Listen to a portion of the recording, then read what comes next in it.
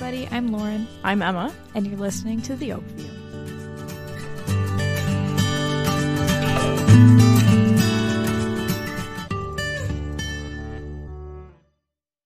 Hello, Lauren.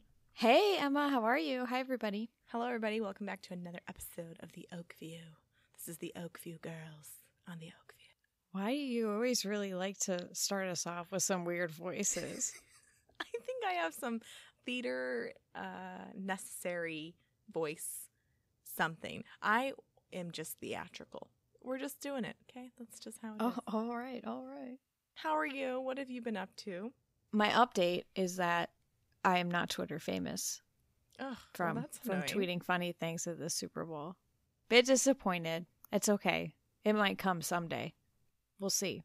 I should have sent you a tweet or a text about a tweet you should have made because my sister texted me and she goes, "You should have. I literally told you to." I know. I forgot. You were holding out at me. That could have been the one, Emma. This is the one. Ready? She goes, "Hey, are you watching the football game?" I go, "No, but I am watching the Hunger Games."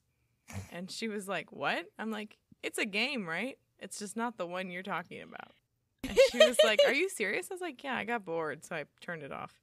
But, it's fine. It's fine. My update would just be that it's coming up on some big decision making. I'm getting closer to finding a home and, work is getting busy and I'm deciding whether or not I should stay home or go into the office because of the snow, and it's just stressing me out because there's no consequence there. But it's just like, I just want to do the right thing, and it's very hard. I don't know. Well, you're lucky you have the choice. I do, and that's something I am very grateful for. But it's interesting because this year is a little different, obviously, for everything and everyone. Normally our office around this time does a chili cook-off, so I don't cook chili. I don't know how. So every year I just participate in the eating part, which I'm good at, of course. So the rules for this year is that you have to record yourself cooking your chili and then put the recipe on the video, and it has to be kind of funny or creative or whatever. So since I don't cook chili, I thought it'd be funny if I recorded myself driving to Steak and Shake ordering a bowl of chili. No, you didn't. I did. You did not. Not only did I record the drive there, but I recorded ordering it. With your boyfriend. With my boyfriend. But I was at a different Steak and Shake. And then not only did I record getting the chili, but I recorded driving home, eating the chili, putting it in a bowl. And then I also plugged the podcast. Oh, this is a long video. It only is 60 seconds long. Okay, but it's beautiful. I was very... You plugged the podcast? I said, I said, because I was making jokes along the way, the most important steps of making chili is putting on your coat, then your boots, grabbing your keys, and driving to the nearest Steak and Shake. And then I went through that notion. And then when I got home, I was like, "Okay, everyone, zoom in." And then my sister was recording me and she zoomed into my bowl of chili. And then at the very end, I was laughing really hard. I said, "For more of my comedy, you can follow me and my friend Lauren on our podcast." I can't believe you want your podcast. You want your coworkers. I'm not sure if I'm going to keep that, but I thought that was a really funny thing. I was like, "Oh, Emma, gosh. What a plug." Okay, hot pause while I let my cat out of the room. Lauren, your cat. Anyways, okay, so here's an individual rendition for me. Don't be telling any secrets while I'm going to tell the secrets about Lauren. Okay, secretly. Lauren, no, just kidding. Lauren is the greatest. If you didn't know, Lauren is a philanthropist. She's always looking out for others. She takes care of everybody around her. She always is thinking about everyone else. And I think she deserves something special for that. But what will that be? She's going to have to wait until this episode comes out. What did you say? I said nothing. I'm going to listen to it later. You can't because I'm going to edit this one. No, you're not. No, I totally. Talking about your birthday, I'm throwing you a surprise birthday. No, you're not. A surprise quarantine birthday. Of course I am. That's what best friends do. Oh, but well, you just really ruined it. That's because you don't know. Is that what I said? Is it? I don't know. But I will definitely listen to it and edit it before my birthday. You're going to have to step up your game. Maybe do it 2 years from now. Ooh, I see. So like fake you out. Maybe I'll do it a month early, which is now. Oh my gosh, I already missed my cutoff. Wait. Man. Oh no, I missed it. Yeah, you did. By one day. Gosh, guys. I'm really not doing it. But no, I was going to say another exciting thing about the Super Bowl. I decided to go to Target and get some Doritos, and I bought Lauren some, and then I drove to her house, and I gave her a bag of Doritos, and then I left. And that was it. That's all I needed to do. That's what friends Beautiful. are for. That is what friends are for. I highly appreciate it. Did you eat the chips? I did. The second best chip next to your chocolate chip? Exactly. That's funny. Hey, Lauren, I was wondering if you would be interested in discussing a more serious topic today. Absolutely.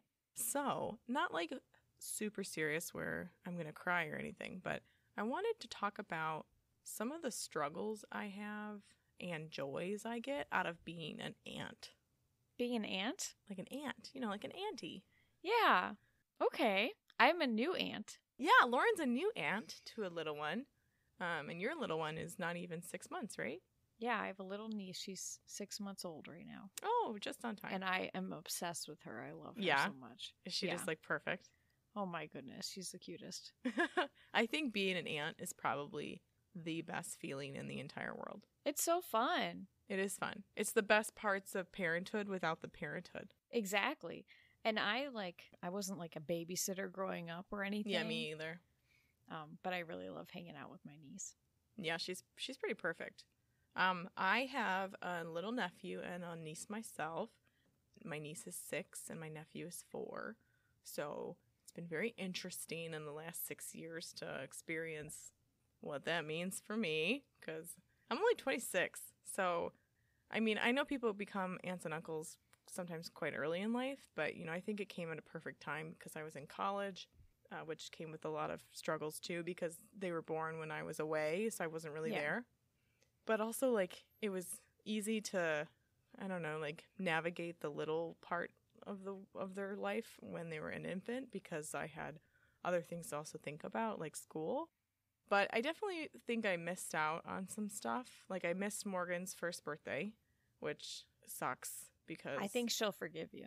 I hope she does. I've been at every other birthday since. You're holding yourself to feeling guilty about that, and she won't even remember. I know. But I think I think that way because. But why are you punishing yourself about that? I think it's just some things that, like, even through FaceTime, it's really hard to feel connected. So, I mean, that comes back to, like, a lot of my annoying crap about college is, like, that whole couple years, like, you missed out on a lot. Like, when you're away from your family, you just kind of don't get to participate in a lot of things. Well, it's funny because usually when you tell me about your niece and nephew, you just tell me about, like, how much they love you and they don't want you to leave when you hang out with them and stuff. They are the best. They're so cute. And I just spent time with them the other day. Like, we went sledding with my sisters. And as soon as we got there, me and my niece, we went up to the top of the hill. And she and I didn't even, like, think twice. We just immediately went down the hill. Like, that's just kind of the kind of adventure she is. So I love it about her. And she's also really fun because, she's into science and art.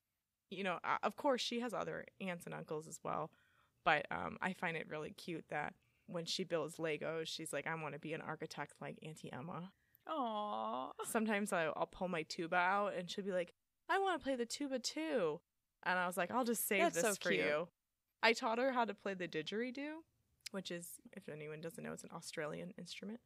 It takes a lot of breath control, but since I play the tuba, it's really kind of fun. So when she started playing that, I was like, wow, what a prodigy. That's awesome. It's so weird, though, because, like, the hard parts of, like, what I'm dealing with is, like, trying to decide, and maybe, of course, I don't need to, but just trying to figure out where I'm supposed to be in their life. A lot of the questions I'm, like, going through as, like, they get older is, like, what kind of aunt do I want to be? And, like, what kind of supportive, interactive relationship do I want with them? And I didn't really think that was a big deal because balancing what I think is being a friend to them, like someone that they can rely on, not in replace of their parents or anything, but just differently, is also something that I'm trying to figure out, like, am I supposed to set rules and, like, be an authority figure for their safety? Or can't I just be the fun one and hang out with them? Right. Because there are other family members that can take on that role. So when, like, you know, we went sledding and had a really good time, I didn't really consider, except for the part when I was going down really fast, I almost took out my nephew, and I was like, oh my God. But, like, you know, other than that, like, I don't necessarily worry about if they're doing something right or wrong. I'd rather just wait for them to figure it out and explore and then ask for help if needed, because how else are they going to learn if they don't try? Yeah. And especially because of all the stuff that we talk about, I'm curious, like, should you be doing more? Yeah. Like, should I be doing more? But, I mean, they're young. But you also can't put, like, so much pressure on yourself. Oh, I know. And I think maybe part of it is because, like, I'm wanting to be someone that, like, my family wasn't for me and my sisters. Like, I don't have a very close relationship with my aunts and uncles. And that's not because of anything that's happened in our family. It's just, that's just how it is. And I kind of love being close with them because then I get to see my sister and we get to all hang out and, like, we bond while I bond with them. But I'm curious, like, how you've been feeling when the fact that, like, your brother and sister-in-law live far away. Yeah, this will be interesting to talk about, right? Because, like, it'd be good for me to think about because I am a new aunt. But also, like, I had kind of the opposite experience growing up, and even now, like, my family is from around here, and we see each other very often, and I'm pretty close with, like, my aunts and uncles, or call and text them, or we have a lot of, like, group chats, or people send, like, pictures of them ice fishing, whatever. And, I love that. Yeah, and it's fun. And I think you can put into it exactly what you want to get out of it. Have a different level of relationship with all of my aunts and uncles, but it's just, like, a lot of fun to be around them. Yeah. And I think, I don't know. So I'll give some examples of why moments I feel strongly about other things versus something else is, like, you know, we learn a lot about, you know, the dream gap, and we've learned a lot about education and development with our interview with Candace. So observing them in their element when they're in school or when they're home or when we're just going out and hanging, I see so many beautiful characteristics in them that I'm like, wow, they are so smart, or wow, they are so intuitive and kind and compassionate. And I don't know how to feel except for, like, of course, joy and love. And, like, I would die for them, right? Yeah. Which is the strangest feeling in the world, because when they were born, and, like, I'm not someone who really likes children. And it's and my sisters think that I mean that in a way that, like, ew, gross kids. No. It's just that, like, I don't really feel a maternal instinct when I'm near them. I don't have this, like, desire to bear children, right? So I try to find this balance of, like, do I get enough out of our relationship, and am I enough for them? Because I know I'm enough for myself, and I'm working on that always, to then recognize that, like, I don't need to have kids to feel this kind of joy with them, right? And to feel fulfilled. Yeah, and that's such a huge part of it is, like, are my nieces and nephews enough for me? Because, you know, that's a question that I guess most women, I'm going to assume, think about. And it doesn't, there's no wrong. I don't think that most women think about that. You really? Like, I was thinking maybe, like, not necessarily, like, do I want to be a mother, but, like, is that something that I want, or something that is that encouraged? I don't know. I get a lot of pressure in my personal life. No, I just feel like the society norm is to be a mother, right? Right. And to have a family. And so I feel like only people who are considering not doing that would be faced with the challenge of saying, are the relationships in my life strong enough and good enough for me to feel the need not to have? Or is that even how... Yeah. Like, you... Okay, I don't want to get in too deep or, like, whatever, but, like, you don't want to have kids. It's not like you don't want to have kids because you feel fulfilled by your relationships already. You don't want to have kids because you don't. Right. There's not like a... Yeah, right. That's what I mean. Exactly. I'm not trying to I just feel like, or not fill. I mean, that's kind of interesting because it's not something that, you know, it's never a conversation that I've had before because you shouldn't ask people about their plans on having children. You shouldn't Oh, make God, people yeah. feel Oh, my bad gosh. about. But that's kind of interesting if, you know, if there was a safe space with a bunch of women who were not moms to be like, not even why, but like, what thought process led you to this? What events in your life? Yeah, I think that's a great question, and that's a great point too. And honestly, one of the best conversations I've had with people who are not parents is your aunt and uncle. Yeah, I was just gonna say, and I'll talk about them a little bit, but I probably will cut it out because like that's their business. Yeah, I mean, nothing to share personally, but when I met them as an adult was at Lauren's wedding. And I've known her aunt and uncle my whole life, and I didn't really know anything about them, but we had a really good chat at your rehearsal dinner, and it just made me realize that, like, I'm not the only one in the world who chooses not to have kids. And I think that's scary for me because I've never met anybody outside of my unit who feels this way. Yeah, that's cool. I don't know, maybe there's like, you need to figure out more people who like are in different situations or something. Like, is there like a forum that you could post a question on? Like, where, like Reddit? Like, how do you meet these people, right? Because it's so not a norm, which is totally fine. No, absolutely. But my aunt and uncle are super dope. They don't have kids, and we're really close because she was a really involved aunt in my life all through growing up, and so we have a special relationship. Her and my uncle, they like it because they're dual income, no kids, right? Yep, she taught me that. So they're like, yeah. Dinks. They're two dinks. Dual income, no kids. I and she's told me my whole life, she's like, Lauren, if you want to retire when you're 40, if you want to always be comfortable, financially comfortable, don't have kids. And I was like, all right. Like, I know where you're coming from. Like, yeah. They live a very cool life. They travel a lot. Mm-hmm. They have a lot of adventures. I think you would like how much they travel. Like, they've gone to... Yeah. They have really cool stories. They're fun, and they don't mind it just being the two of them. But yeah, like, I do go over there. And like, if my mother's wedding dress didn't fit me, I was gonna wear her wedding dress. Amazing. That's a good relationship. We joke all the time that when they're old, like, it's my job to put them in a nursing home or to let them live with me and take care of them. That's so funny. Isn't that funny? I love that. I think your relationship with them is something that I so hope to aspire to with the kid. I want that for you. You know? Honestly, yeah. Because your aunt and uncle are still, even without having kids, they are compassionate and caring, and they love you guys so much. Yeah. And they're willing to do anything for you. So, like, nothing about that scares me into thinking that, like, I won't be able to connect with them, but rather that, like...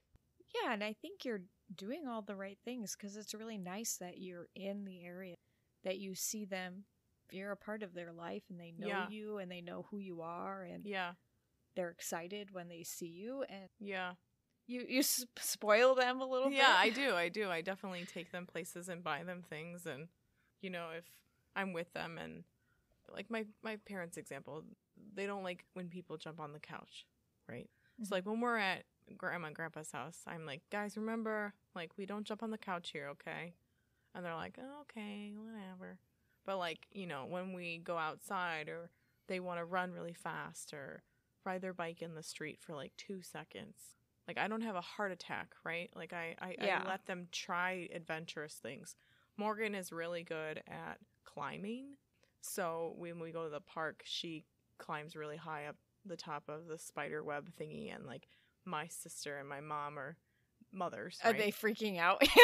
Their anxiety is like at the roof, and I'm just sitting there like, okay, if she falls, Emma, you have to catch her. Oh my gosh. You know, I would totally be worried. You know, and so when she got to the very top and no one flinched, she looked down and she waved, and she had the biggest smile on her face. And I started to cry because I was like, you did it.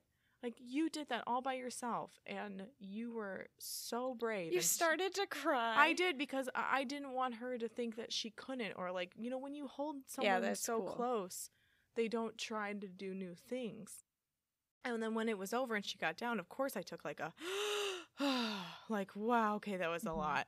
But, those moments are amazing. Or my nephew he's such a kind young boy that when someone's hurt, even like me, like I got hurt one time at one of their houses because someone moved too quickly and the door opened and like hit me.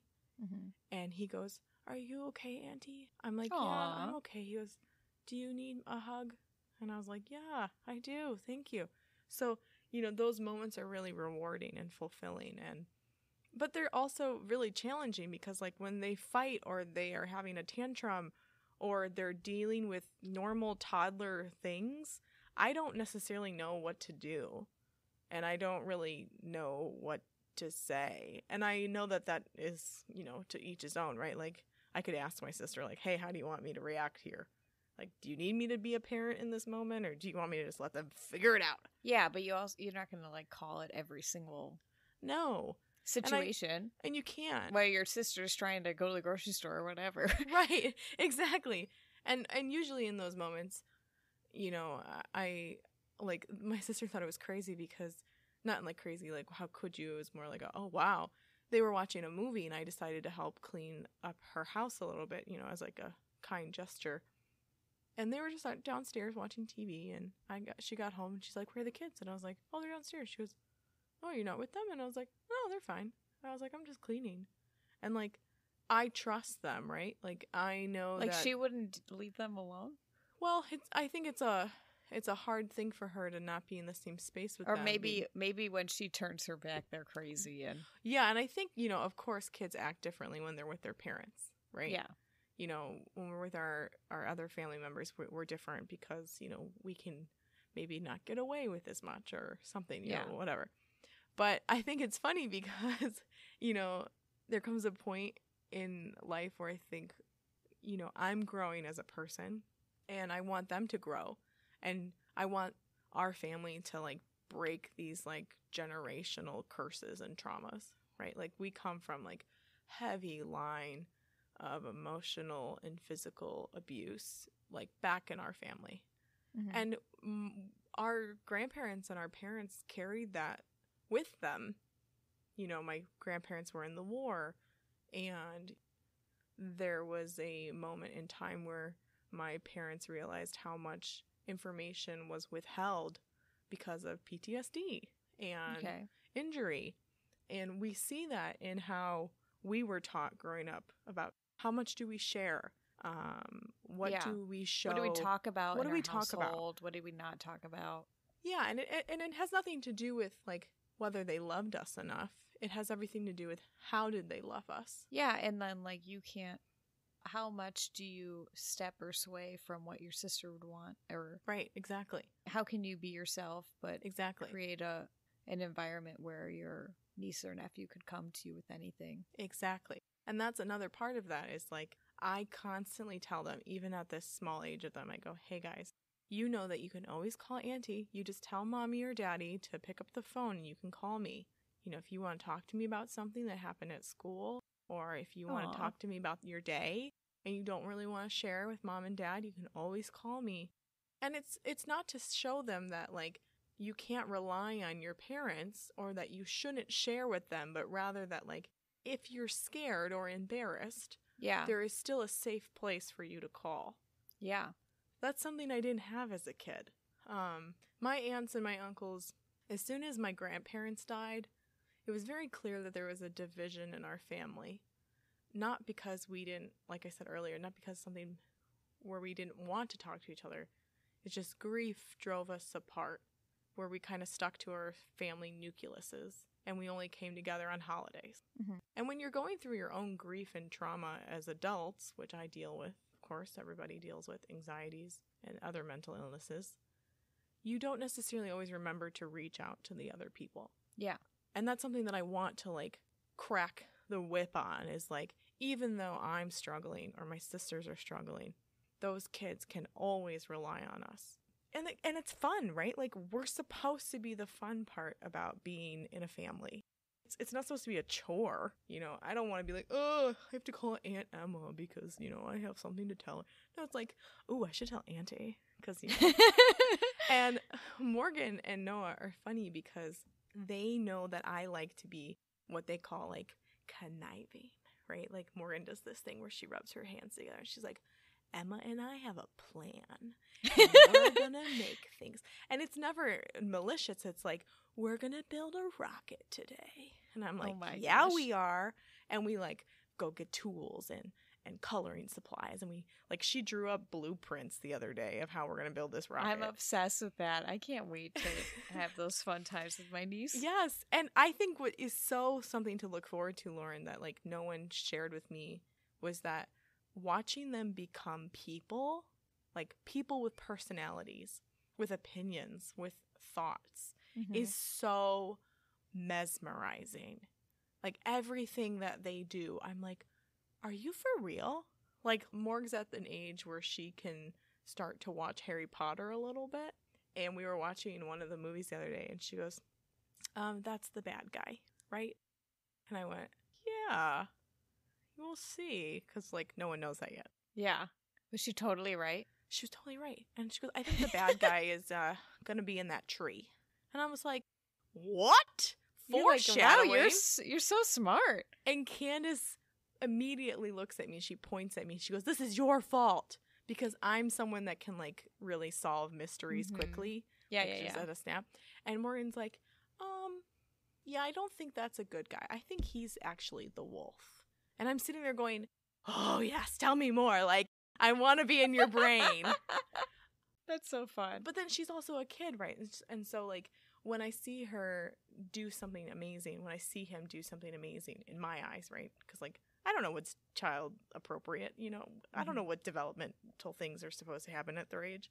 I go, they're geniuses. That's it. Stop the press. We must put them in a bigger school with better people. They're going to be part of the X-Men. Like, they're going to be in the Marvel character movies. They're going to be, you know, taking over the world.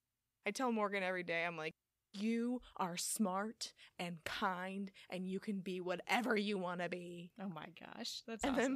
Then my sisters are overwhelmed by that, right? But lately, it's hard for me because I chose to move back to our hometown area. It's not that small, people, okay? So it's pretty big. I chose to continue to work at the job I have because I wanted to be close to the family. I chose to move close to them because I couldn't take... For 6 years, I lived in Minnesota. I was away. I missed things all the time. Or I suffered a lot with school because I chose to come home and be a part of those moments. And I don't know. Well, now that you're here, don't you feel some relief? I do. I didn't think I was going to, only because I thought, what's seeing them once a month or once every 2 weeks here versus this once a month there? And it's really proximity. I didn't even realize how much it makes how much of a difference it'll make. Yeah. Well, that makes me sad. My niece is far away. I know, and I just pray for you to continue to reach out and call them and spend time with them when you can so that, you know, when they are around, you soak up that time together. Yeah. Because I didn't, again, like, for me, like, they are the fix I get for, I don't know, being a part of their little world. That's so fun. It's so funny, like, before my niece was born, my husband and I were like, we're going to be the cool aunt and uncle, okay? Like, we have to be the cool ones because we're not going to be the funniest and we're not going to be the weirdest and we're not going to be the whatever. We have to be the cool ones, you know? We have to be the ones who, like, slip them a $20 bill when they're a teenager. And we're going to get them ice cream every single time we see them. And I would be, like, on the phone with my other brother. Mm-hmm. And I was like, okay, you can be the fun uncle, but I'm going to be the cool aunt, okay? Right, I was like, totally different. But I was like, she's totally going to like me more. I mean, I'm not going to say it's a competition, but it's a competition. Okay, I have so much very strong competition. Mm-hmm. I just want to say, Tim and I are not that fun. No, you can be. Just, you need to tap into your inner child. And we're going to be that person. And, like, do the thing that, like you said, slipping them a 20. Like, do the bribe thing and survive, okay? That's the funniest thing I've ever heard. Bribe and survive. Bribe and survive. This is not good advice for everything in your life, but it is good advice for right now. For aunts and uncles. You're welcome. Yeah. And, you know, another thing is that makes me scared and I struggle. And like, even just my sisters telling me like they're concerned as well. It's just the world is kind of scary. And oh, yeah. mean. And again, it's probably because, this is our experience and it's not the same as our parents. But I feel like there is, because of technology and, all this stuff, is that there's more opportunities to get hurt and to be lost and not find your way. And especially when we go through racial injustice and political diversity and lack of equality and, trying to show up for the people that don't have support. I go, how in the heck do people raise kids in this environment? Like, this is exhausting. I'm trying to do my part, and like, now I got to teach these kids how to be doing their part, Yeah, but for every bit of that, there's also the opposite that's available. We've never had more technology, more information at our fingertips, and the minds that are going to come from that are just going to be insane. You make a good point. Yeah, I think that's hard for me to get But it's teaching on. those things, teaching the safety, teaching the information. Not everything you read is correct, and teaching right. This is good and this is positive and this is not. Right. I guess my question for you right now, I feel certain ways about certain things. That's just who I am. Okay. Right? That's a great blanket statement. I feel specifically about how we should treat others. Okay. There should be no exception. The rule is that everyone gets kindness no matter what. That's very vague, but I'm just going to say it like that. I'm trying to figure out, like, if they don't agree with me or they choose to raise them differently, and I hear one of them say something that I find to be very inappropriate or misconstrued, or lack of knowledge means lack of information, which means probably saying not so nice things. Where do I fit into that? Do I call my sisters and I say, hey, yo, like, this is what happened. Like, what response do you have? Or, like, do I just respond with what I think is correct? Because it has a lot to do with, like... I have an opinion, but I don't even know, like, what can we say about it? We're not parents, we're not whatever. Well, that's the hard part, too. I do think that you need to handle things right in the moment. You can't let things slide. Right. Because it makes it seem like everything's fine. Like, if you just let things pass. And so if there's a red flag, like, it needs to be addressed immediately. Right. And if it's something simple, like, oh no, sweetie, we're nice to everybody, remember? Or like, what? It's more of like a teaching moment. And even if it just comes from you. Yeah. Then at home. And like, I don't think it would be stepping over. Yeah, I'm not like telling them if you're just teaching kindness, like, your sisters aren't going to disagree with that. Yeah, I guess that's a good point too, is saying that, like, as long as it's, because I have no opinion about how they discipline or how they, and discipline not just by time out. I mean, like, discipline isn't like bedtime is at this time, right? Eating is at this time. We eat at the table, blah, blah, blah, blah, blah.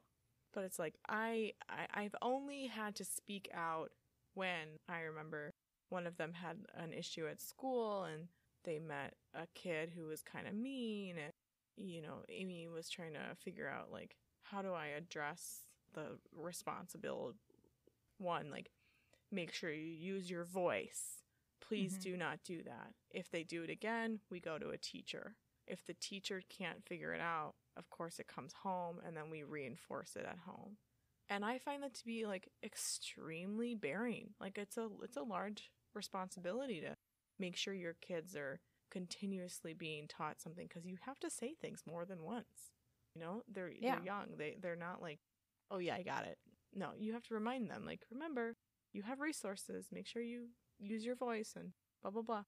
Versus, like, me, I'm like, I'm going to fight them. I'm going to fight them right now. That's your reaction? That's my reaction. I'm like, who did this? Show them to me.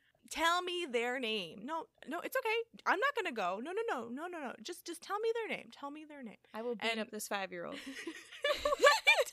Which is, like, not the right thing to do, but sometimes it comes out, and I have to remind myself, like, I'm going to remember, teach them something. Don't just, like, react, because, don't react. Stay calm. Woo! And sometimes I don't even realize, because, like... And they pick up on everything, right? They do. And I get in trouble for that, too, because, I have a potty mouth. And so even saying the word crap, I get scolded for. Mm-hmm. But then I have to be like, Emma, you can't do that. Like if anything, they keep me in line because I have to be responsible. But I'm glad we're talking about this. I mean, we can talk about this more again some other day. But I feel so strongly about how I am and how I react and when do I go to things and when do I participate, just because I want them to know that I love them and that there is no way in heck that they're going to grow up feeling like they're alone, because it's hard. Like our family, I think they know that. I want to continue to enforce that and reinforce that, because, you know, like we've talked about prior, is like I grew up in a very strict home, and it sometimes was scary about what we should do and what we shouldn't do. And that was the best my parents got, right? Like they did what they knew. And now we know a little bit more. Yeah, and so growing up, since you didn't like hang out with your aunts and uncles a lot, you didn't have like the fun place there where you like didn't have as many rules. Did you ever like have that, or was that like my house? Like, but even at my house, like you would still follow your own rules at my house or whatever. Yeah, because I was scared. I was always scared that like there was a consequence. I think because I think the best part is like it's a family member that's telling you it's okay, so that's like a free pass, you know? Right. And like, you know, your mom telling me something, like I would freak out because it's another adult that's not my mom, right? And then and then you just like be like, oh, my mom wouldn't like it if like I did my that mom wouldn't. Like your mom was like, it's fine. I was like, no, I don't know if it's fine. You're like, no, I can't. I'm not gonna have the soda. Sorry, thanks. No, I thanks can't though. do that. Can I have? Can I have juice one. or whatever? Yeah. Exactly. I had my aunt, my mom's sister, and my cousin, and me and him are close in age, so like going over to their house growing up, I can remember it was fun. It was fun to be there, and like my grandma was alive at the time, and they lived near her, so we would go see them. But there were always rules. I wouldn't say that like we got away with a lot. Like if anything, there was more consequence if we encouraged each other to do something wrong. Like Jimmy, his name is Jimmy, my cousin. We used to use those Hulk hands, the ones that were like Hulk smash, and then you'd hit them against each other and they make a noise. Yeah, they're like foam. So he's left-handed and I'm right-handed, and we used to knock each other out. Like I'm talking about like full on punch to the face and like hammer each other in the back, and like that was our outlet. I remember a lot, and like we would do a lot of things that like. We broke a window once, you know. I pushed him. He pushed me. I fell on the concrete and, like, cracked my elbow. You know, like, all the things that kids go through, but, like, no one was screaming at me. You know, like, we just, like, did it. My grandma used to, like, scold us if we were, like, laughing too much at the dinner table, which then we would laugh harder, right? Because that's funny. So funny. Yeah. But, like, I don't think we really did have an outlet. There was always some baggage that came with it, because even though I think that's normal too. Okay, yeah, because I didn't know it at the time, but you know, there was so much going on in my aunts and uncles' lives that I didn't find out till I was older, which I reflect now and I'm like, wow, that makes a lot of sense. Like that makes I can understand. And there was a lot of pressure, right? Like my parents being very, this is how we want it to be. This is how we want them to be raised. I'm feeling that my aunts and uncles felt pressure to be that way with us when we were around, you know? And I'm curious if that is like, and of course I can always ask them, you know, but like I don't ask things because we don't have a relationship like that. Yeah, because like why would you? Why would you like open up? Yeah. I wouldn't. I would definitely love to open up a can of worms, but I'm not going to. I'm like, so growing up, did you ever feel me stirring the pot? Don't mind me. I'm like whipping my batter in the corner. I'm like, hey, so. But you know, it feels good to know that my growth is helping them grow, and I hope that that's good. I think you and Tim will find fulfillment as you get older. Okay, here's my question to you. Okay, it's more of a why am I the way that I am kind of question. Okay, so I never babysit. Sure, I have a maternal instinct, I think. I don't, like, whatever. I think you do. At least the way that you react to your niece. I mother everybody. like even like my friends or whatever, like I'm a worrier. Like I am. Oh, so whatever. And because I'm like, I'm safe, I'm reserved, I make sure everybody's okay, whatever. Guys, this is what I was talking about earlier when Lauren left, remember? Okay, anyway. And that's funny. Okay, so I never babysit. Like I don't want anything to do with other people's kids. It was funny because my mom and I were like talking before we met my niece, and we were like, oh, like I wonder how you'll do with the baby, right? Because like I've never even held a baby before this, sure, right? Like, yeah. Or really, really been with one. Yeah. And so obsessed with this baby. I did a killer job, if I do say so myself. You know, we napped together. I changed a diaper too. All right, cute. okay. You napped. And so I'm like, cool, I got this. Like, I am great at this thing. Like, I'm like, leave this baby with me. Like, go, bye, guys. Got it. Anytime. You want to go on a vacation? I'm your girl. I'm available, right? And I'll just take care of this little sweetheart anytime you want. My coworker last week texted me and he goes, if I paid you, would you babysit for me? And I was like, I was like, well, like, hard spot. Okay, but I'm like a nice person, so I don't say no to anything either. So I'm God, like, Lauren. So like maybe if I'm like the last resort, I would give the exact same response if somebody was like, hey, do you want to help me move? I'd be like, I'd love to. If I'm the last option and you have nobody else, please do you call tell me. People that? And I'm not. Well, I'm honest. I mean, like, because if you're really in a pinch, I'm nice enough where I'll say yes to anything, pretty much. If I'm not your first, if I am your but I'll last tell them, be like, option. this isn't something I actually am interested in doing. Please ask other people. And if everybody says no and you really have no other option, I would feel guilty and I would say yes. And that usually deters people. And my coworker was like, got it, that's a no. That is so funny. But like your honesty keeps you in line. I very rarely would like give that answer. But I tell my other friends, I'm like, I'm not the friend who can carry heavy boxes, but I am the friend who can like bring you takeout at the end of the day when you're tired. Like, call me up. I hear you. I'll help you unpack the boxes. How about that? Like, I'm not going to be a ton of help carrying the stuff. The amount of resonation I feel with this. Okay, but like, why don't I want to babysit kids? Well, I don't know about that for you, but like for me, it's like I have no desire to be around children. But my own, like the kids. I know it'd be fine. It would be a very uneventful time. Even as a kid, like I knew that I could do it if I wanted to. It's not like it.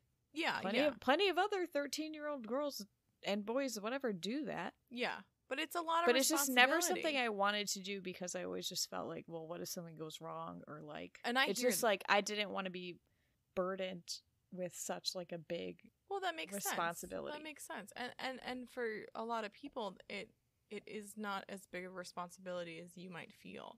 For me, it is 1,000%. I feel the same way when people go, "Can you watch my dog?" I'm like, I don't know. And it's not because I'm not willing or I'm not capable. I just am choosing not to because I know that it's going to take up a lot of energy out of my day, and it's a lot of time. I want to say a confession. Okay. This is a little bit like the secret that I had kept from you. Is it about me? Okay, so let me paint you a picture. I'm in high school. We have these really nice neighbors down the street. They have like 3 younger kids, but not that young, maybe like middle school, a little bit younger. And the neighbor texts me. She's like, hey, I got your number from your mom. Like, all of our babysitters canceled on us. Like, I'm wondering if you could babysit tonight and I'll pay you whatever. And this is like a nice lady, right? I had nothing to do that night. And I said no. And I said that I literally called my mom and I was like, but mom, like, I don't know if I can do it, right? And I was like, anyway, I'm telling you this just to tell you that I intentionally said no and said that I was busy, and I lied, even though I was not busy, and I could have helped this woman out, and they could have done whatever they were going to do that night. And I honestly think about that to this day, and I'm 25 years old, and that's why guilt rules my life, and I can't say no to anybody. One response is that you need to go see a therapist about that. I can't help you with that. Why? It's not like I think about it every day, but I well, but you said it earlier. You're like, maybe every few months. You are a worrier. You are concerned about. I honestly, maybe I should have just done it that day. This is like the internal conversation I have with myself. Yeah. Every time I think about it, I'm like, man, I feel really bad that I let her down years and years ago, and she probably doesn't even remember she probably that could care at all. less. She doesn't even remember that night. 12, she doesn't 13? Even remember like who I was at the time. Yeah, no, and you were a child. But just like think about the desperation. Like you're so desperate, you're texting the neighbor girl up the street who has never babysat in her life. Hilarious. That's so true. But she really could have used a yes, but that I'm I'm sorry. No. I hope it worked out. And oh, are you saying sorry to her right now? Sometimes I say no. But mostly I don't. I just feel like there are certain things in life we have to put our foot down to. It's so funny. Actually, this reminds me of in our last episode, we talked about my haircut and getting a hair promotion. Yeah. And so, you're going to love this. So, before my haircut at work, I was kind of a pushover. Okay. And so, let me think of the exact thing. What was I a pushover for? Oh, okay. They took away my access to one software at work that I kind of need because they gave me a new computer. And so, when I called the people, I was like, hey, I need access to this program. Can I get the license and download it? And they were like, no. And I was like, well, that's funny because I need it. And then I called them and I was such a pushover and I still don't have access to that program. Lauren, you need to get your access. It's like something I don't use every day, right? They were like, do you need it right now? And I was like, no. You have to call them back. So anyway, I told that to my coworker, and I also told him that I was getting a haircut, and he goes, okay, if you like your haircut, you have to stop being a pushover.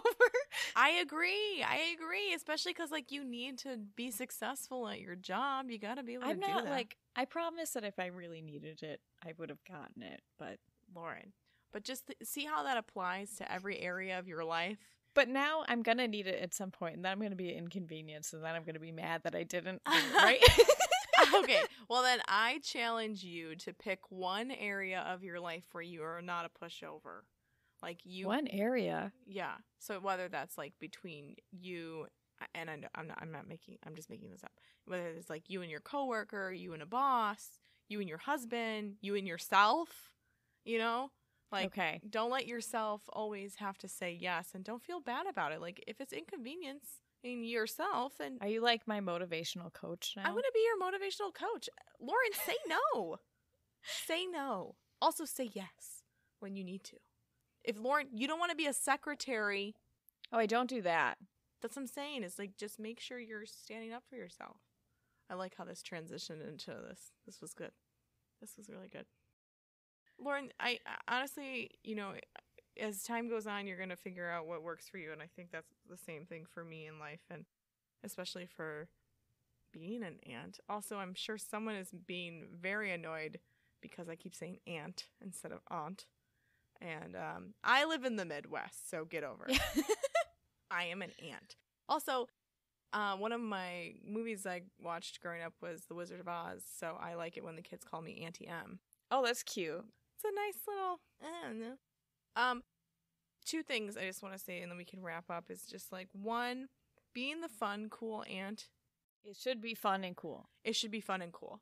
And I think that is something that I'm glad that you mentioned, is that I need to take some pressure off myself, because they do love me, and when they see me, they enjoy the time we hang out together, and that's awesome. I love that we get to be creative together and, explore their talents and whatnot. Number two, Lauren, don't worry. There's no competition. You and Tim got it. You got it. You don't know it. If I can take two at once, you can handle one with the two of you. OMG. Just always be the one. I got steep competition, though. But I'm in it to win it. But you're creative. I'm gonna... Wait, what did I say? Oh, bribe until we're surviving. Bribe it to survive it. But you're someone that's very creative as well, so like you'll make sure that you find good ways to interact and be memorable. Oh yeah, we're gonna have fun. You're gonna be fun. My favorite thing when they were younger is that I made things that they liked, and that was relative to them at the time. So, like, the kids had an obsession with Moana, and I made them their own personal Moana paddle. They had an obsession with the Trolls movie, so I bought them Trolls clothes. I make them their their own personal birthday shirt every birthday. Aww. So that they can have those as they grow up. So I'm just gonna say, best aunt. Yeah, you have to give me those ideas. Actually, it just reminded me that I have clothes for her here that I have to send. See, just like ship them away, you know? Just send them off and be like, from the favorite aunt. But no pressure. Yeah, okay. That feels good. I feel a lot better now. I feel like we talked about things to think about, but we gave no, like, answers. But we don't have all the answers. I don't have all the answers. In fact, we have no answers. If anything, I just don't like when people tell me that just because I'm not a mom, I don't get a say. And I don't think that's true. I think that my perspective is valuable. Regardless. Yeah, I feel you.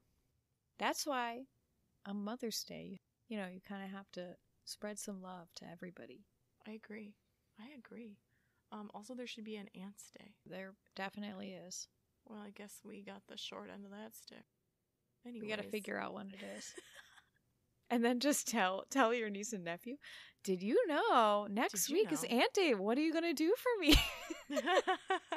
Well, the best thing about, I think, birthdays for them is that I like to always tell Morgan, especially, we're 20 years apart exactly. So every time she turns a new age, I am that age, just 20 years older, right? Mm-hmm. And so when she turned 5 and I was 25, I threw me and her a joint birthday party. That's cute. And we it was very fun. It was it was awesome. So be creative. You'll figure out ways to connect with them in a memorable way. And that's the best I got for today. Good chat. This was a fun conversation. I love talking with you. Thank you everybody for listening. Of course, like, share, subscribe. Fully launched on YouTube. Feel free to subscribe there. If YouTube podcasting is your thing, closed captioning there too. Don't know how good it is yet. We're working on it. We're expanding. Yeah. We're expanding. We're doing the best we got. And honestly, I'm loving it. It's taking all the fibers in my being not to do like the McDonald's. I almost did it. Jingle. I said it in my head. I know. But this has been another episode of the Oakview. Thanks for listening, guys. You'll catch us next week. Bye, guys.